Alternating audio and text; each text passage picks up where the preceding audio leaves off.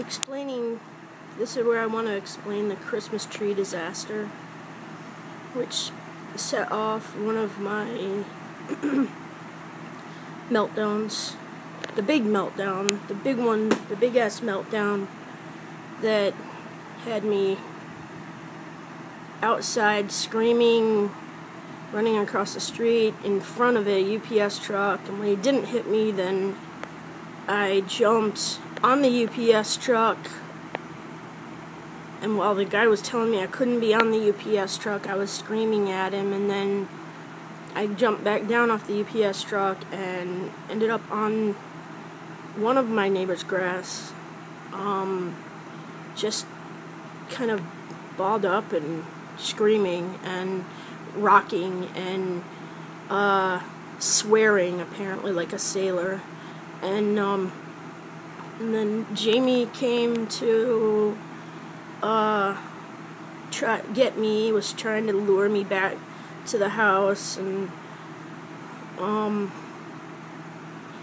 then I don't really remember the rest of it. I remember all of that. And I remember my next door neighbor, I think that was her, saying, "Does she do this often?" But she'd never seen me do that. None of them have. I've lived here for over a year and been quiet as a mouse. Been, seemingly normal. But, and then I guess I swore at Jamie, like, every possible word that a person could say, and, because that same neighbor commented on that. I found that out through Jamie, though. And then, I came back inside, and it took a few minutes, but then I was fine again. They had called the police, but by the time the police finally got here, and they didn't really understand why they were there, I guess they didn't really get the full story. He came in and asked if everybody inside was okay, which was me and Jamie, and we were both like, yeah, we're fine. So he left. Anyway, there was a trigger. There's a trigger. When you have a meltdown, something triggers it. Sometimes a trigger for me is a sound. Sounds that really bother me are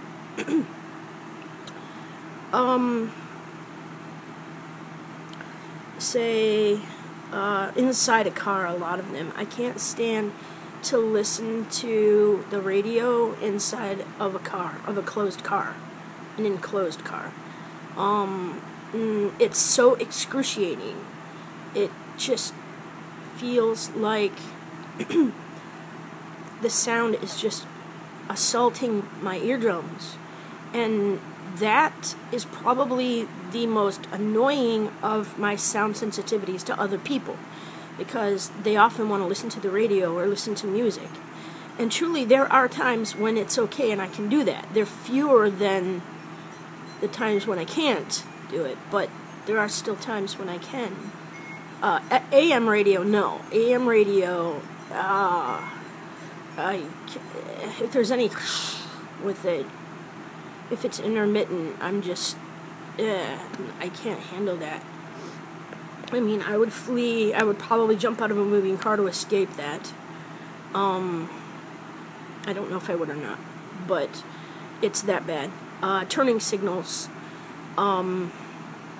almost always just like boom, boom, boom. It's, to you, it's click, click, click, click, and to me it's like click, click, click, click, like a knife in my ear. And so I ask people to only use it as they're making a turn, and not to use it when they're like sitting at a light or something. And if they're in the turn lane, they're okay. So they can turn it off. And people, some people grouse about that, but my mother finally has agreed to do that, and Jamie did that for me, and it seems like for the most part people will do that for me.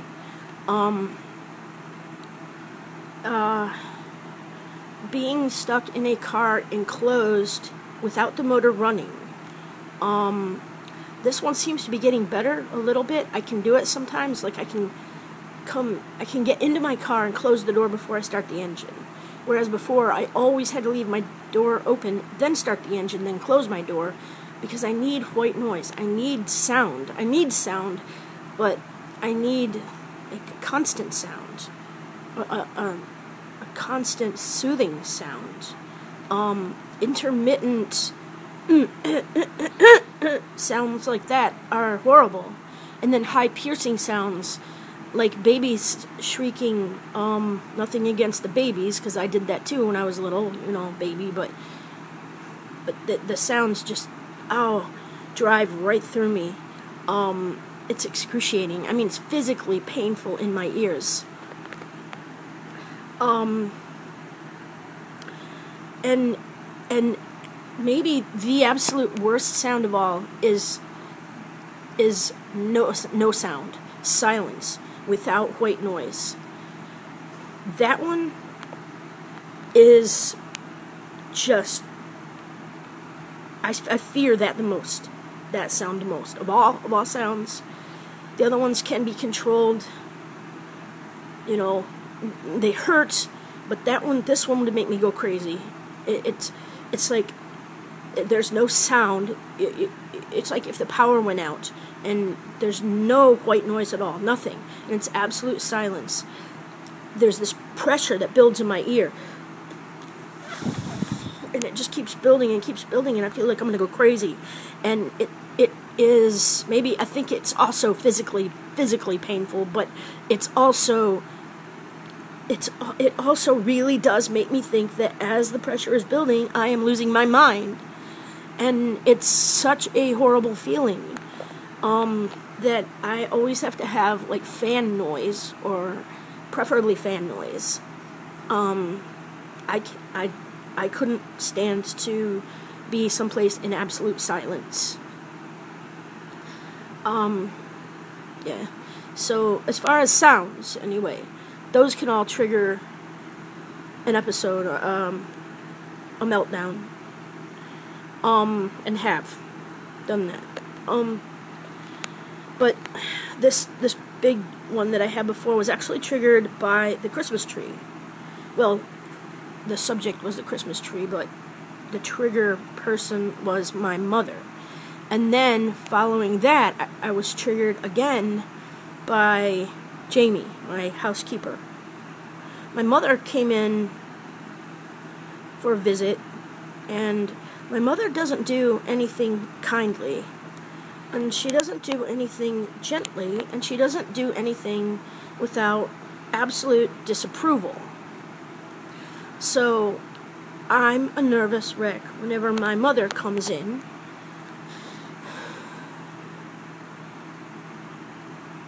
Well, Jamie was cleaning, and need to give you a background on the Christmas tree. I put the Christmas tree up.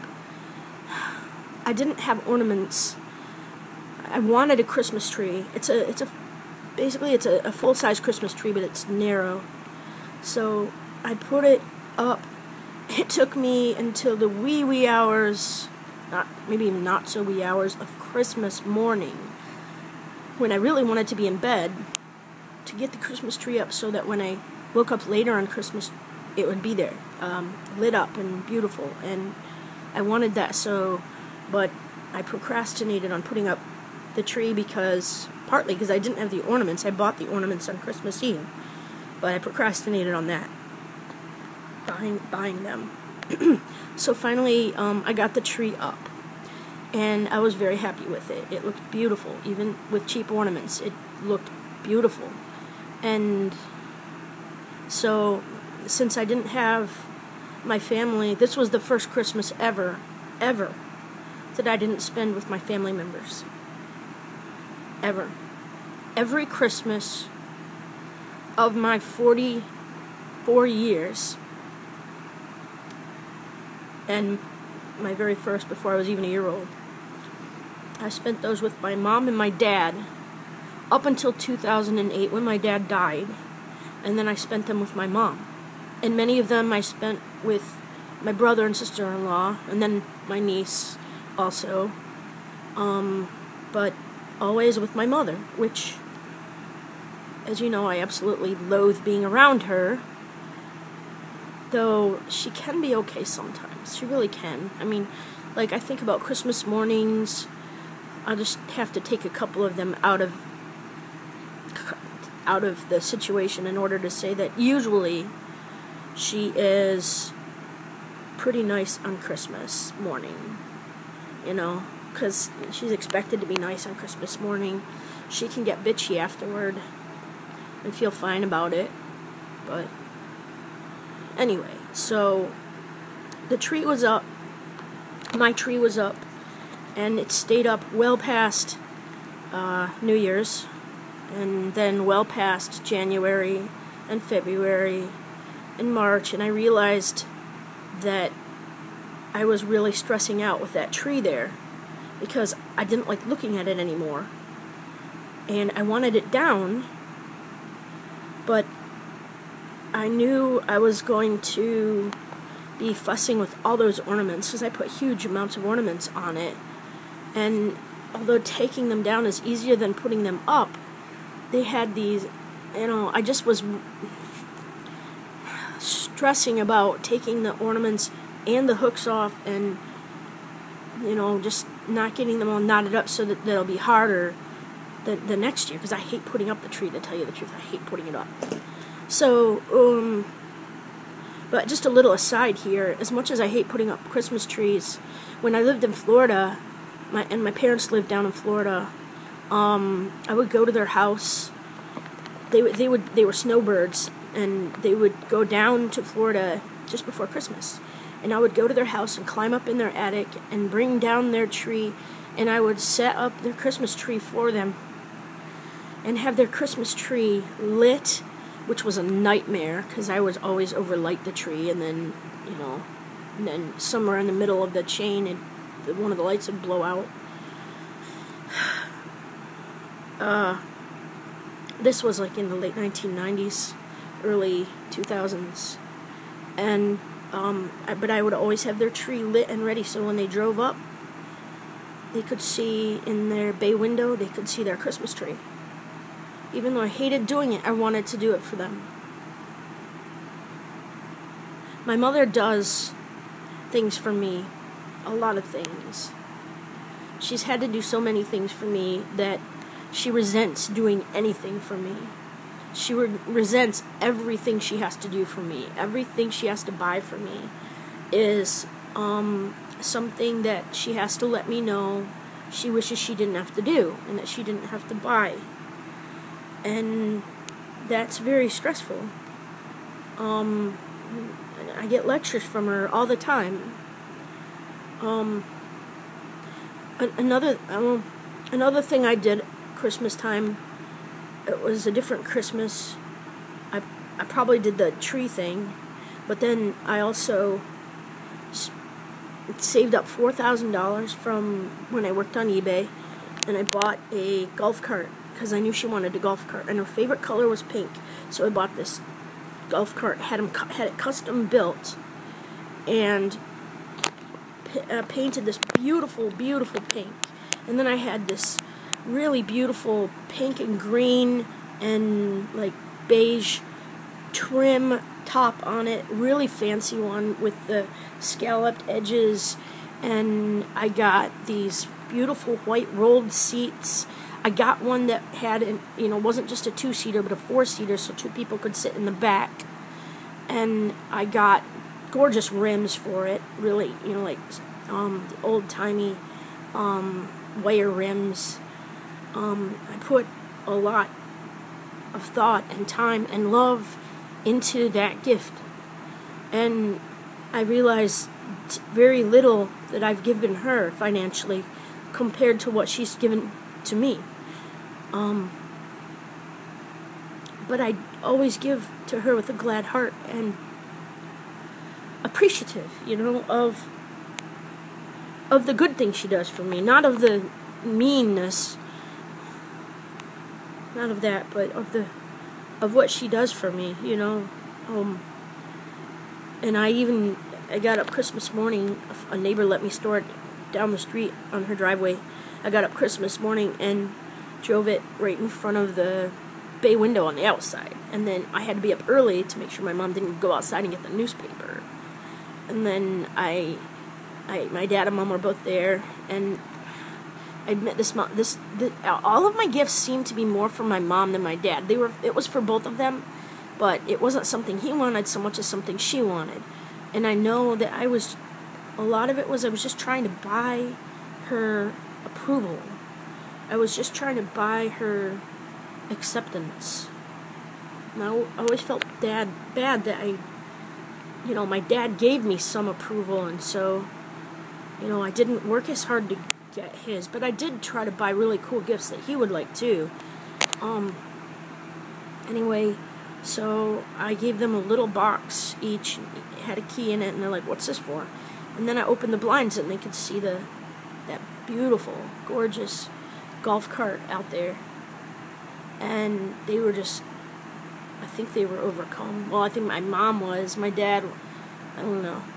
But anyway, so, where was I? So this tree that I had up, Tucker had chewed some of the ornaments right off of it. They were just plastic ornaments, so a lot of them got ruined. And then eventually, I was so sick of looking at it, but it just was like this, it was like this big thing that was very overwhelming to me, that I needed to get down, and I kept saying, okay, today I'm going to get down that Christmas tree, but then I never could because I feared it. I don't know. It was extremely stressful, because if I didn't do it right, which I really didn't have the patience for, if I didn't do it right, then when I went to put it up next year, or later this year, it would be a mess. It'd be a disaster. And that thought kept me from taking it down. And so eventually Tucker was running around in circles, and he knocked the tree over, and it fell behind one end of the couch. And to tell you the truth, that was a very happy day for me, because I didn't have to look at the thing anymore. I just, I would just see the bottom of it, but I didn't have to look at it anymore. And of course I was still terrified of it. I can't tell you the stress that Christmas tree gave me.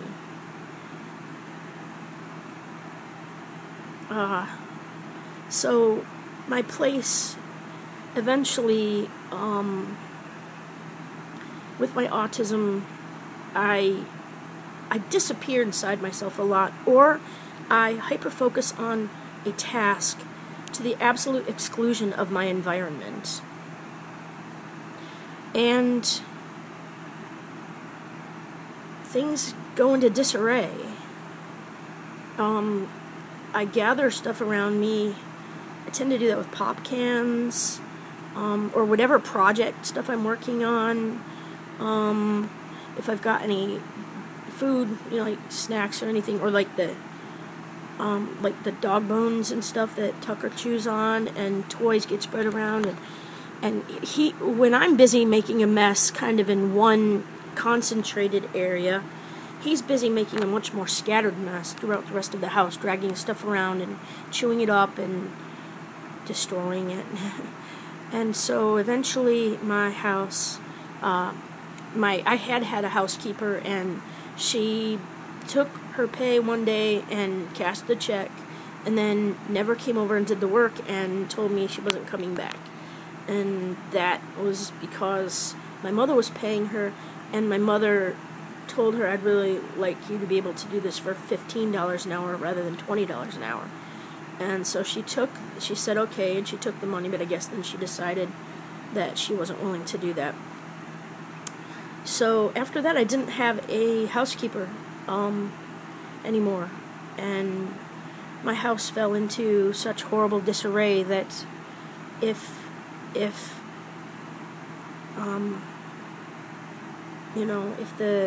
Board of Health would have known about it, I would have been in a lot of trouble. I mean, it looked like one of those hoarder houses on the Hoarders show, where not the ones where they just bring in more and more stuff that clutter and find neat stuff and stack it neatly, and it wasn't like that. It was like trash all over the floor, so you couldn't see the floor. When I can't see the floor, and that's usually because it's of stuff that Tucker drags across the floor evenly, when I can't see the floor, and everything's spread evenly, I can't function. I mean, I can't even, sometimes I would take this shovel, it's actually a snow shovel, like a little one that you put in your car, a bright orange shovel, which is nice because I can find it, even in a mess, by its color. I would take the shovel and just drag it through the mess to kind of create a walkway, to see a bit of the floor so I wouldn't be so overwhelmed. I'd try to push all the crap off to the side, and think, I'm going to pick this up, but I was so overwhelmed by it. Well, anyway, my mother finally agreed that I could get another housekeeper because, I can't afford to pay her, and my mother is my actual payee of my disability funds. So she agreed, but she has to chip in some too because my rent is high. And it's not really high, but it's it's the majority of my disability, and then my utilities pretty much wipe out the rest of it. So, and I have chorus dues too that are paid every month, but so she agreed to hire. She just said, you hire them, and that took me a long time because I didn't know where to look. But finally, I looked on Craigslist, and I called this woman, and her name was Jamie, and I don't know. She sounded okay. I told her my house was really, really a mess, and tried to prepare her so that she wouldn't think it was just, needed a little dusting. And she understood, she said. And so she came over, and we met, and she cleaned like a demon. And it looks a lot better. It's much more livable. And she saw how much I was struggling. So she kind of took me on as a project. But she connected with my mother to make sure that my mother would pay for that. And my mother really likes her. But then probably because she defends my mother. If my mother and I are having a disagreement, she will tell me that I'm wrong and my mother is right. And nothing drives me crazier than that, because my mother is my greatest abuser. Only people don't see it because she doesn't do it when they're there. She doesn't do it when they're there, usually. Actually, she did one time when my friend Terry was over, and Terry was just like, your mother is so mean. But most people, she acts really nice to me when they're there. And even if she goes into my room and whispers in my ear, it'll be something cruel. And my sister-in-law sees it, but my sister-in-law doesn't say anything. Never does anything. My brother sees it, but it works to his benefit, so he's not going to stop it. My niece also has seen it, but she's a kid,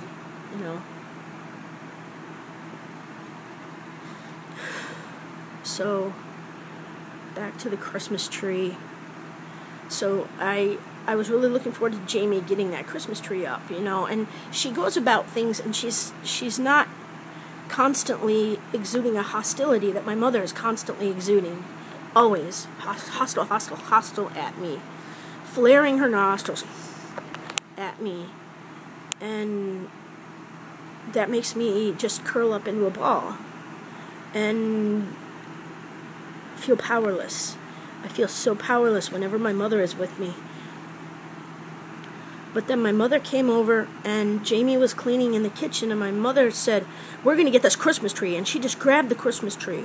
She grabbed the Christmas tree, and I was sitting right next to it on the couch, and she said, help me get this Christmas tree up. And I started to reach for it, and I just got flooded with this whole overwhelm of all the overwhelm I've had about the Christmas tree the whole time, and how it was the only solution for me was to have Jamie do it in her non-hostile way. She hadn't gotten to it yet, though. And I said, well, Jamie's going to do it. And she said, no, we're going to do this now. And I just, that was it. I just lost it. I couldn't deal with the Christmas tree. And I didn't say what it was. I mean, I just had an ornament in my hand, and I threw it, plastic little light ornament, and I threw it, and Jamie, in reaction, and threw it onto a table, and Jamie said, don't you treat your mother like that. And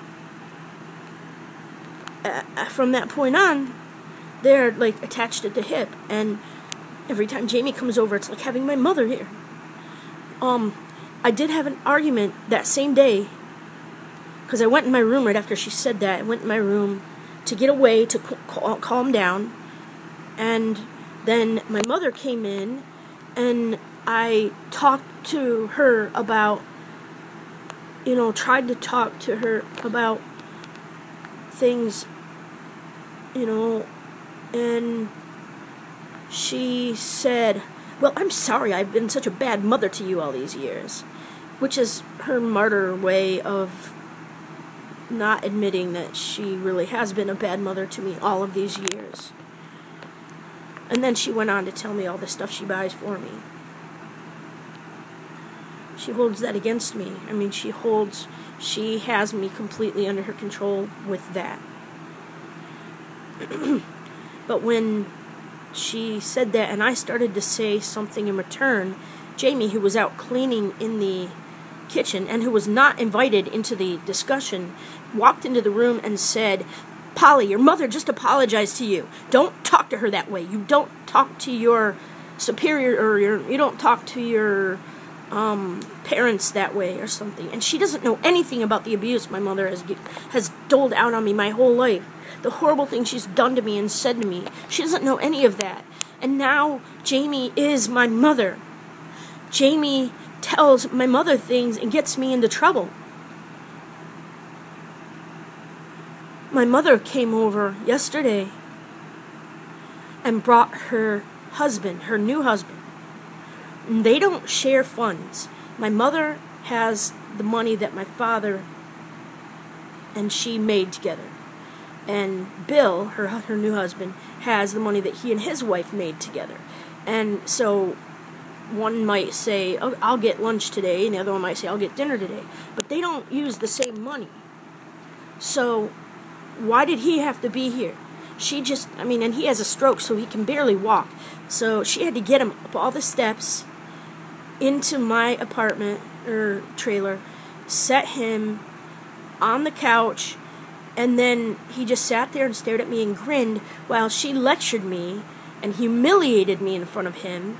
And I will usually do one of two things when she starts lecturing me. I'll become angry and explosive, or I will just sort of shrink and babble and cover my ears and try to escape it.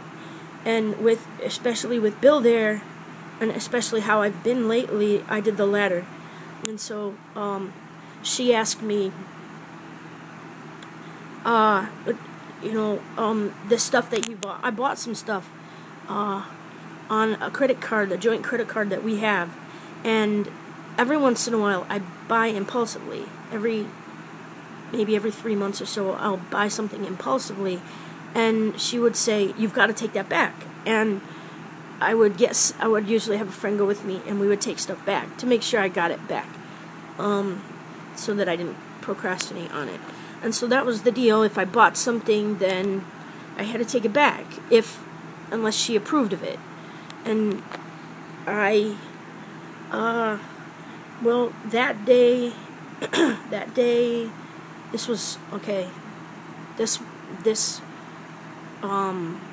this day that she came over spurred another, I'm really confused, actually. The day that she came over, triggered another meltdown. And I'd had one in between those because I found out that my landlord, the people who ran the office where I live, was talking about having my dog removed from the, not letting my dog live here anymore, kicking my dog out because he barked, and because my neighbors complain constantly about him barking, and he does, and I try to keep him under control, but then they've made all these rules about how I'm not allowed to let him outside, and so then he gets really, really wound up inside, and so, you know, I'm dealing with it the best I can, and I've gotten all kinds of different things to try and help him do a good job, and finally, you know, when I heard that, I had another, well, I went down to confront her, and I was already worked up, and then she yelled at me, the landlord, and I lost it, and I had another one of those meltdowns, and I was already on my way, though. It would have been better if I hadn't gone down there, because I was already really upset and stressed out because of hearing that she was considering making me get rid of Tucker. I can't live without Tucker. But my mother would make me. My mother would make me. She would make me give him up, knowing he's all I have in this whole world. She tried to make me give up my previous dog, Tucker, when she kicked me out of her house and I had nowhere to go with him. She doesn't care. She's the cruelest person. But I can't even begin to explain how cruel she is, the things she does, the meanness. She's hated me my entire life. Most of my entire life. She's angry because I'm like my dad. She's angry because she thinks I idolized my dad.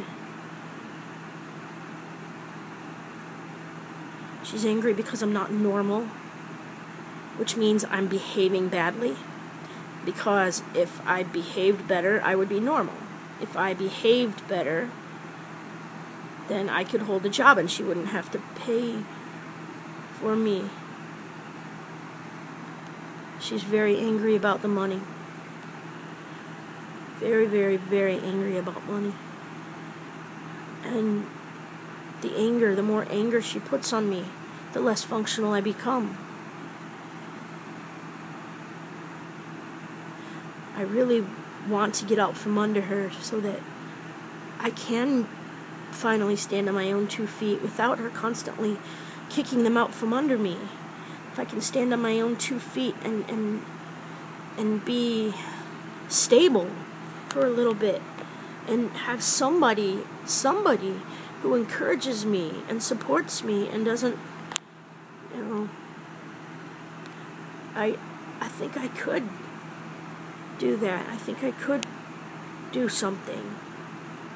Even with my autism, I mean, I would have to have some leeway, because I would have to have some, you know, I mean, I don't know, but my social relationships at work usually are what create the problem, and people don't accept me because I'm weird, and then I start breaking down until I end up in a psych hospital with depression and anxiety.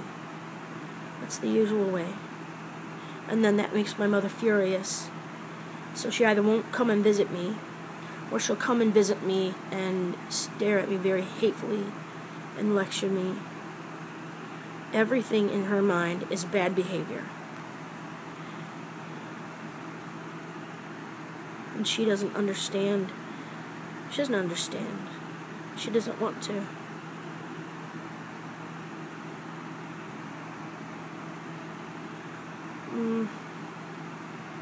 Anyway, that's... and so I had that meltdown, and I ended up on the grass again, on my knees, rocking and screaming, and I got back up. I finally got up and just stood there until I felt more secure, and then I walked back across toward the office, and I looked over and I could see that mean man who isn't allowed on my premises anymore, the one who was stalking Tucker, basically, and me. I could see him, and he was standing over there laughing at me.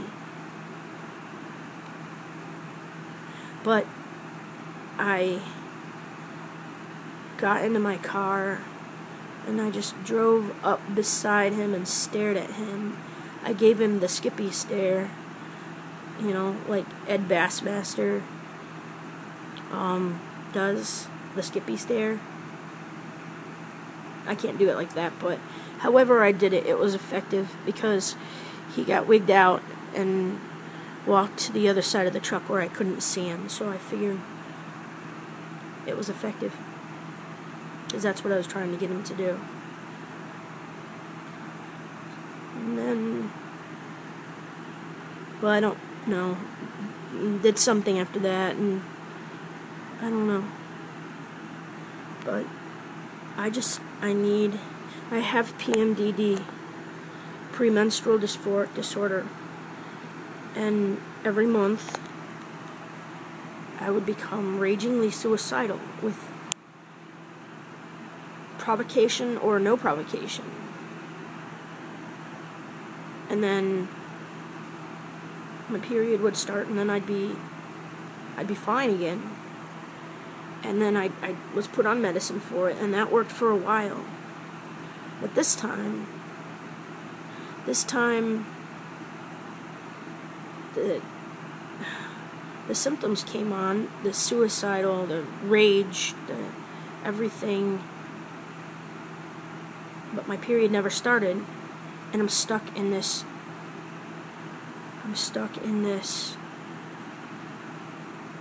almost psychotic mode. And it's excruciating. Every second of it's excruciating, and it's scary, because I never know what my mother or Jamie might do to set me off, or what my neighbors or my landlord might do to set me off. The littlest thing, not that they're little things, but it would only take the littlest thing to set me off. And I have nowhere to turn. I have no friends. 0 friends. I have nowhere to turn.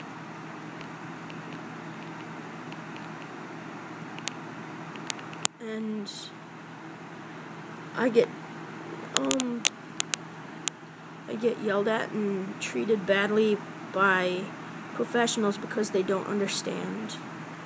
CMH, my case manager.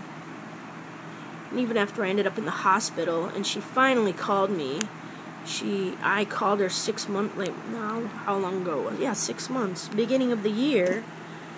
And I guess she decided she didn't want to work with me anymore. And so, because I would miss appointments, I would always apologize later when I could, but I am so agoraphobic, I stay in my house almost all the time. And going out is not all that possible sometimes. Not to mention, I have a very poor memory, and I'm missing time a lot of times, so I think that's why my memory is poor, because I don't know what's going on during that time, or I don't know.